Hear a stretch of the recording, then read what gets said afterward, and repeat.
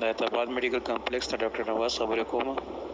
ورو تاسو ته یو خبره کلیر کوم. دلته ایتاباد میډیکل کمپلیکس کې زموږ سره ټول بیډونه فیل شو او موږ سره مزید یو مریض هم د کرونا ولا داخلېدو ځای نشته.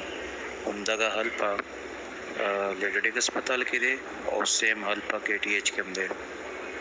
مهرباني وکړئ او په دې خبره کو څوک یقین کوي په کرونا باندې او کنه کوي په کرونا کې نه او د یو بل نه لري شي. ادروایز د حالات یا خو اخیری حد ته نه دي رسیدلي. راتلون کې میاش کې به په لارو کوڅو کې به خلک مړ کېږي او راغورځېږي به ځکه چې هسپتالونو کې ځای نشته. نارت ویسټ والا 1 लाख روپۍ یا 1.5 लाख روپۍ پر نایټ د مریض نه اخلي. دا ستاسو د وس خبره نه ده. نو مهرباني وکړئ دا میسج سپریډ کړئ او خلک پوه کړئ. کله دا حالات اوس د کنټرول نه بهر شو چې څومره کنسپیریسي تیوري نه جوړوي څوک وایي چې سازش ته او څوک سوي او حقیقت ښکاره دی اوس ټول په مخامخ دی.